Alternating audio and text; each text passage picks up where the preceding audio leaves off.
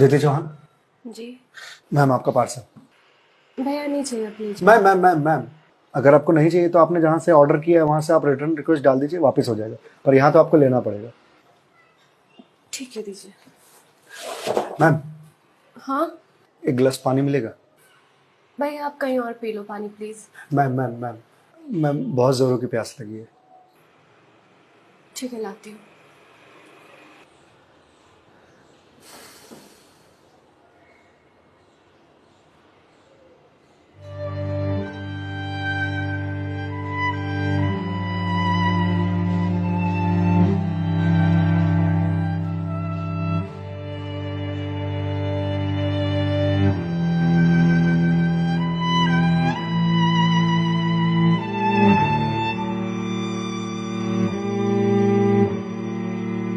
लीजिए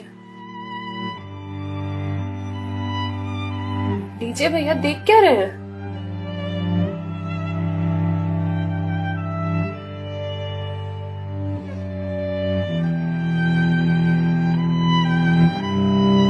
मैम आपको कोई दिक्कत है? मतलब आप किसी परेशानी में हैं? भैया पानी पीकर ग्लास दीजिए आप। मैम छोटा मुंह बड़ी बात कह रहा हूँ, पर अगर आप किसी परेशानी में हैं तो आप मुझे बता सकती हैं। भैया आप पानी पीजिए, ज्यादा समाज से भी मत बनिए। मैम दुख बांटने से कम होता है। अच्छा, और आपको किसने कहा कि मैं दुखी हूँ? मैम अगर आप दुखी नहीं हैं तो फिर वो फंदा क्यों लगा रखा है?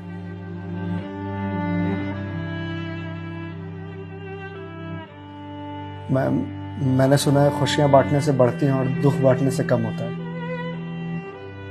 मैम बड़े से बड़ा दुख कम हो जाता है अगर आपके पास कोई सुनने वाला हो। मैम प्लीज मैम रोइए मत मैम।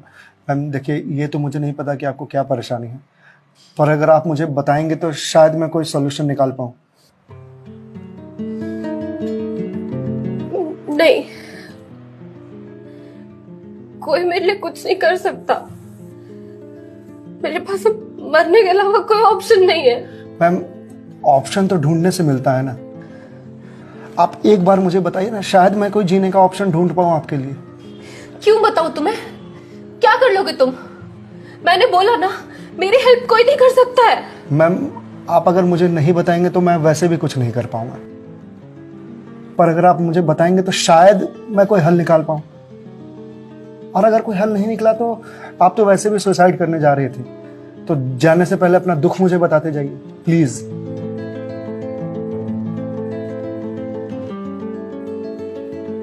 Please ma'am.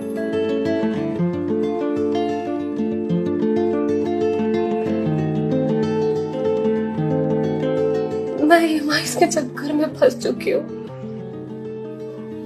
मतलब मैम?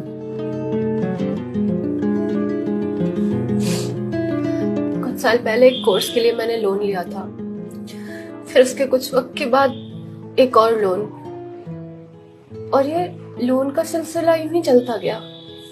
इस महंगाई के जमाने में पैसे की जरूरत तो हर किसी को पड़ती है, मुझे भी थी। मैंने प्राइवेट कंपनी से भी लोन लिए, ज्यादा ब्याज पर, और अब मैं उन्हें चुका नहीं पा रही हूँ। क्यों मैम, आपके पास जॉब तो होगी ना? जॉब थी,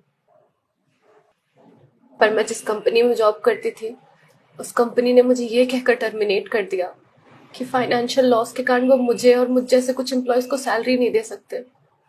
तो मैम आप किसी और कंपनी में ज्वाइन कर लो, बहुत सारी कंपनीज हैं यहाँ तो। तुम्हें क्या लगता है मैंने अप्लाई करने का ट्राई नहीं करा होगा? जॉब नहीं खोजी होगी?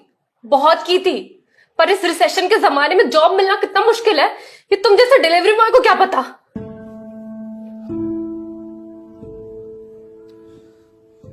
आई एम सॉरी मैम, शायद आप सही कह रही हैं, मुझे इस बारे में कोई जानकारी नहीं। जॉब जाने के बाद मेरे से चीजें हैंडल नहीं हो रही हैं। बैंक से रोज कॉल्स आते हैं ईएमआईज़ भरने के लिए, और प्राइवेट कंपनी वाले फोन कर करके धमकियां दे रहे हैं। मैं इस लोन के जंजाल में फंसती चली जा रही हूँ, और अब मेरे पास सुसाइड के अलावा कोई और ऑप्शन नहीं है। मैम ऑप्शन क्यों नहीं है? आप ये बात अपने घर में बता सकती हैं, अपने पापा को बता सकती हैं। नहीं, मैं ये बात अपने पापा को नहीं बता सकती। क्यों मैम? मेरे पापा रिटायर हो चुके हैं, उनके ऊपर पहले से घर की बहुत रिस्पॉन्सिबिलिटीज है। वो मेरी शादी के लिए पैसे भी जोड़ रहे हैं। मैं उनसे किस मुंह से पैसे मांगू? मुझे पढ़ाने के लिए, बाहर भेजने के लिए उन्होंने ना जाने रिश्तेदारों से कितने ताने सुने होंगे। और अब जब मैं उन्हें ये जाकर बोलूंगी तो लोग क्या कहेंगे? मैम पैसे आपको अपने पापा से मांगने हैं या लोगों से? पापा से लेने हैं। तो फिर अब लोगों का क्या है? लोगों का तो काम है कहना, वो तो कहते रहेंगे। पर मैं किस मुंह से जाके अपने पापा को ये बोलूं? किस मुंह से मांगू पैसे उनसे? जिस उम्र में मुझे उनका बोझ उतारना चाहिए, सहारा बनना चाहिए, उस उम्र में मैं उन पे ही बोझ बनूं?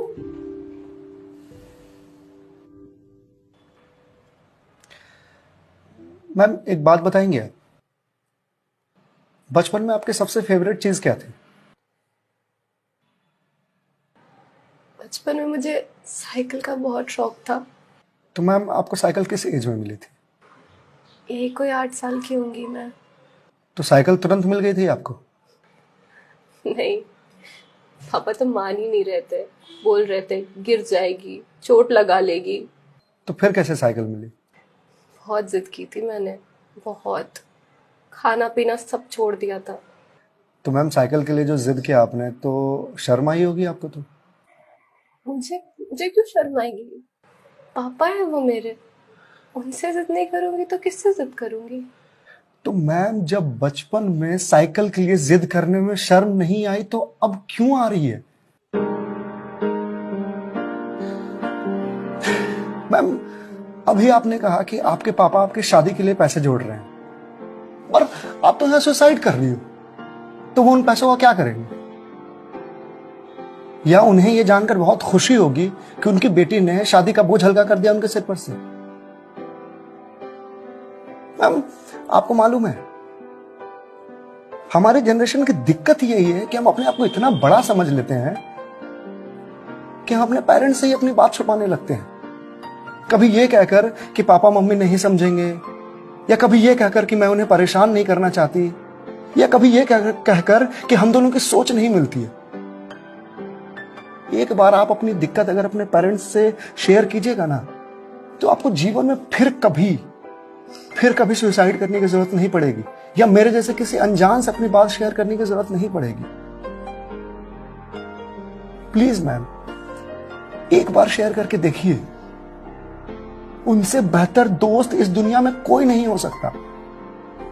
प्लीज मैम एक बार ट्राई कीजिए प्लीज मैम।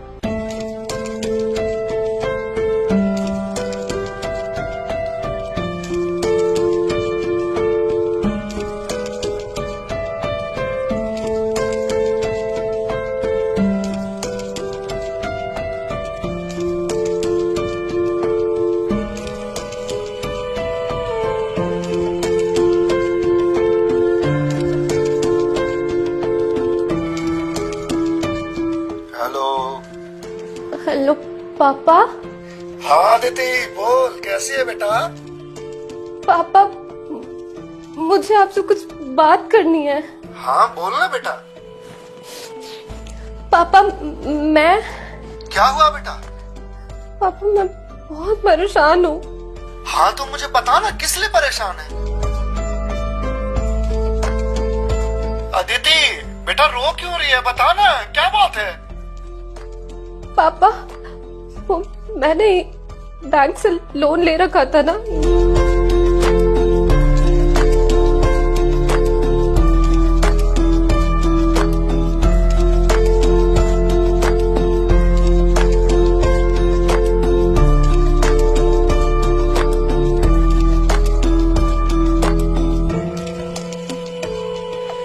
देख बेटा, जो हो गया सो हो गया, तू चिंता मत कर, मैं हूं ना। अभी तेरा बाप जिंदा है, मैं काम करता हूँ, मैं कल ही तेरे पास आता हूँ, तू बिल्कुल भी चिंता मत कर। हाँ पापा, आप प्लीज आ जाइए। देखा मैं, आपके पापा आपके एक फोन पर यहां आने को तैयार हो गए और आप इतने दिनों से अकेले सफर कर रहे थे। मैम, मम्मी पापा से बढ़िया दोस्त कोई हो ही नहीं सकता। आप एक बार उन्हें दोस्त बना करके तो देखिए। आप सही कह रहे हैं भैया, मम्मी पापा से अच्छा दोस्त कोई नहीं हो सकता है। Thank you. It's okay ma'am, ये लीजिए क्लास। वंस अगेन भैया, thank you so much. It's okay ma'am, bye. Ma'am, जी मेरे पास आपके लिए कुछ है, यहीं रुकिएगा, मैं थोड़ी देर में आता हूं।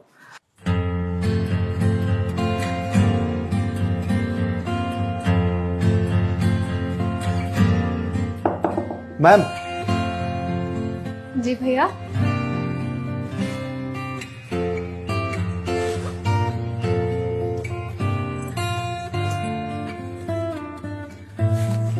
मैम, ये आपके लिए। भगवत गीता? जी मैम। मैम, 2020 का साल मेरे लिए बहुत बुरा था। कोरोना में मेरी जॉब चली गई। पहले के कुछ महीने जो थे वो तो सेविंग्स से निकल गए, लेकिन उसके बाद के कुछ महीने बहुत ज़्यादा टफ था। मेरे ऊपर भी आपके ही तरह बहुत सारे EMIs थे जो मैं पे नहीं कर पा रहा था, जिस वजह से मैं बहुत परेशान था और सुसाइड करने की सोचने लगा था। और एक दिन तो सुसाइड करने निकल भी गया था, लेकिन पापा ने मुझे पकड़ लिया। पहले तो बहुत डांटा,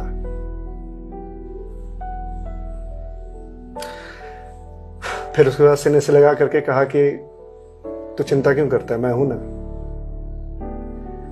उन्होंने ही मेरे सारे बिल्स पे किए और उसके बाद ये भगवत गीता दिया मुझे और बोला, बेटा जीवन में जब भी कोई परेशानी आए, किसी चीज का हल ना मिले तो ये पढ़ लेना। इसमें जीवन की सारी परेशानियों का हल तुझे मिल जाएगा। और मैम, वो दिन है और आज का दिन है। आज जिस कंपनी से मैं आपको डिलीवरी करने के लिए आया हूं वो मेरी ही कंपनी है। आपकी अपनी कंपनी है? जी मैम। कोरोना के बाद मैंने अपना स्टार्टअप शुरू कर दिया था जॉब जाने के बाद, क्योंकि जॉब मिल ही नहीं रही थी। तो अगर आपकी कंपनी है तो फिर ये डिलीवरीज आप क्यों कर रहे हैं? मैम, मुझे अच्छा लगता है अपना काम खुद करना, और शुरुआत तो मैंने अकेले से ही किया था ना। आज भी जब मन करता है तो निकल जाता हूँ डिलीवरी करने के लिए। और देखिए, आज तो निकलना मेरा सफल रहा, आपसे मुलाकात हो गई। और जो सीख मुझे भगवत गीता से मिली वो मुझे आपको देने का मौका मिला। मैम, वैसे तो बहुत सारी बातें हैं इसमें सीखने की, पर जो सबसे अच्छी बात मुझे लगती है वो ये कि जो समय है ना, ये कभी एक सा नहीं रहता। आज बुरा समय है तो कल अच्छा समय जरूर आएगा। आज अंधकार है तो कल सवेरा जरूर आएगा। इसलिए कभी भी अच्छे समय में इतराना नहीं चाहिए और बुरे समय में विचलित नहीं होना चाहिए। समय है, कट जाएगा। मैम, इस एक थॉट ने मेरी पूरी जिंदगी बदल दी। मैम, तो अब आप पढ़िए इसको, देखिए शायद आपको कुछ और मिल जाए। पर मैम, जो भी मिले उसे लोगों से शेयर जरूर कीजिएगा, क्योंकि कहते हैं ना, ज्ञान बांटने से बढ़ता है। Thank you.